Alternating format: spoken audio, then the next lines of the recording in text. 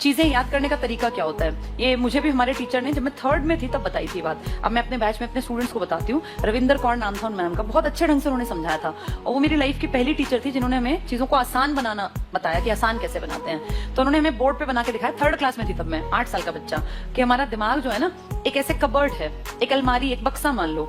हम सब इस बक्से में, दिमाग में, अलमारी में नॉलेज को, इन्फॉर्मेशन को फिट करते हैं। कुछ लोगों की आदत क्या होती है, अगर हम कबर्ड की बात करें अपने या अलमारी की, कपड़ों की अलमारी की, तो संडे को अपने कपड़े धोए, सारे कपड़े उतारे और इकट्ठे करके ठूस दिए अलमारी में। जब मंडे को उन्हें कहीं जाना होगा तो वो सारे कपड़े दोबारा निकालेंगे, फिर उसमें से एक पेयर ढूंढेंगे और फिर उस पर प्रेस करके बाकी सारे उसमें फिर ठूस देंगे।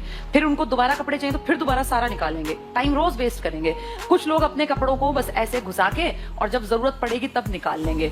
फिर जब वो कपड़े निकालते हैं तो उनकी दुगनी मेहनत लगती है, क्योंकि इन कपड़ों में इतनी सिलवटें पड़ गई हैं कि उसको प्रेस में टाइम लगेगा। ये इन्फॉर्मेशन भी होती है जो सिर्फ पढ़ते जाते हैं।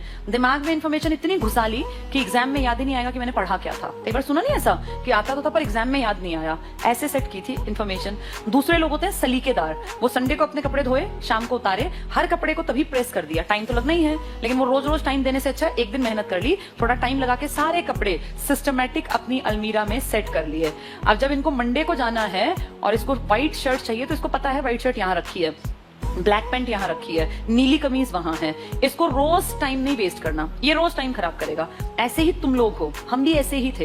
ये हमें 3rd में बताया था मैम ने कि जितनी चीजें सीखो ना उनको ऐसे सेट करना, जब जरूरत पड़े एग्जाम में तो तुरंत आंसर निकल के सामने आए। ऐसा ना हो कि मैंने पढ़ तो रखा है यार पर मेरी याद नहीं आ रहा, मुझे याद नहीं आ रहा कि कहाँ था ये, लेकिन मैंने पढ़ा जरूर है। ये इस तरह के लोग होते हैं। जब आपने पढ़ लिया तो ऐसा पढ़ो कि निकला आंसर सामने आ गया। अगर महाराष्ट्र की सीट याद है 48 है तो दूसरा थॉट देना ही नहीं, वहां तुम पढ़ो 42, फिर सोचो पता नहीं थी कि नहीं थी, 48, 49, दिमाग एकदम से बोले हा 48 सीट 4 8। जिस दिन तुम ये सीख गए ना कि आंसर कहाँ है, हर एक ऑप्शन नहीं पढ़ना, मेरी नजर ही आंसर ढूंढ रही है, उस दिन सिलेक्शन होगा। अगर तुम चारों पढ़ के विचार करते हो ना तो अभी बहुत ज्यादा तैयारी की जरूरत है, और अभी तो तुम्हारा वही हालत होगी क्योंकि तुम इनिशियल पर हो। तो ये सिस्टम होता है और ये चीजें कब आती हैं, जब कोई हमें ट्रिक्स बता दे। अब मैंने तुम्हें पूरे देश की 543 सीटों का तरीका बताया, तो इस तरीके में क्या हुआ, चीजें ऐसे बैठ गई दिमाग में।